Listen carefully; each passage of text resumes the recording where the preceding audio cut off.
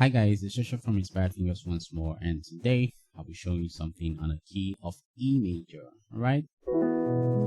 So for instance, you're playing a song like El Shaddai, El Shaddai, Elohim and Adonai. Okay? So instead of playing it that way, you could spice things a bit by doing this.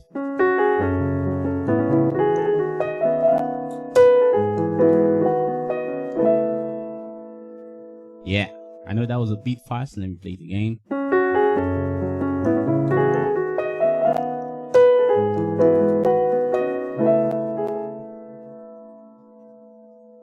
Slowly.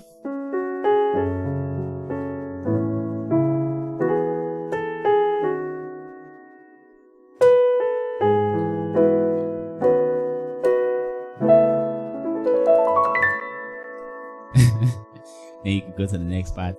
So I'm just like, giving you a different idea that you can use so that you don't sound that boring every time. Okay, you want to keep things, you want to spice things up a little bit. Okay, thank you so much.